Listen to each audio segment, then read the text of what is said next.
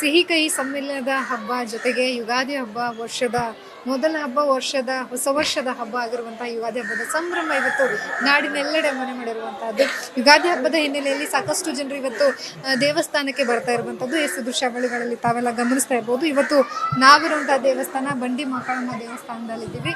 ಬೆಳಿಗ್ಗೆಯಿಂದಲೂ ಸಹ ಸಾಕಷ್ಟು ಜನ ಭಕ್ತಾದಿಗಳು ದೇವಸ್ಥಾನಕ್ಕೆ ಆಗಮಿಸುವ ಮುಖಾಂತರವಾಗಿ ದೇವರ ದರ್ಶನವನ್ನ ಮಾಡ್ತಾ ಇದ್ದಾರೆ.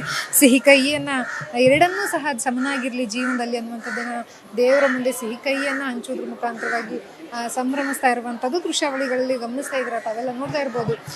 ಬೆಳಿಗ್ಗೆಯಿಂದ ಸಹ ದೇವರಿಗೆ ಆರತಿ ತಗೊಂಡ್ಬರೋದಾಗಿರ್ಲಿ, ದೀಪಕಡಿ ಹಚ್ಚೋದಾಗಿರ್ಲಿ, ಜೊತೆಗೆ ದೇವರಿಗೆ ನೈವೇದ್ಯ ನೀಡೋದಾಗಿರ್ಬೋದು, ಸಂಪೂರ್ಣವಾಗಿ ಮತ್ತೆ ಬೇವು ಬೆಲ್ಲವನ್ನು ಸಹ ದೇವಸ್ಥಾನಕ್ಕೆ ತರುವುದರ ಮುಖಾಂತರವಾಗಿ ದೇವರ ದರ್ಶನವನ್ನ ಮಾಡಿಕೊಳ್ತಾ ಇರುವಂತಹದ್ದು. ತಾವೆಲ್ಲ ದೃಶ್ಯಾವಳಿಗಳಲ್ಲಿ ನೋಡ್ತಾ ಇರ್ಬೋದು. ಸಾಕಷ್ಟು ಜನರು ಇವತ್ತು ಎಣ್ಣೆ ಸ್ನಾನ ಮಾಡ್ತಾರೆ. ಒಂದಷ್ಟು ಜನರು ಒಂದೊಂದು ರೀತಿಯಲ್ಲಿ ಪದ್ಧತಿಯನ್ನ ಆಚರಣೆ ಮಾಡ್ತಾರೆ.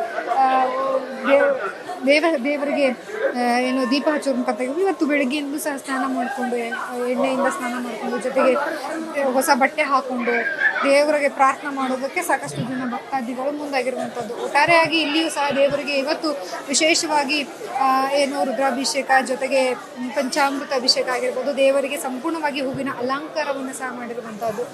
ಇವತ್ತು ಇದೆಲ್ಲವೂ ಸಹ ಬಂಡಿ ಮಕ್ಕಳಮ್ಮ ದೇವಸ್ಥಾನದಲ್ಲಿ ಕಂಡು ಬರ್ತಾ ಇರುವಂಥ ದೃಶ್ಯಗಳು. ಕ್ಯಾಮ್ರಾ ಪರ್ಸನ್ ವಿಕಾಸ್ ಜೊತೆ ಲಕ್ಷ್ಮೀ ಬಾಗಲಕೋಟೆ, ಯಶ್ವಗ ನ್ಯೂಸ್, ಬೆಂಗಳೂರು.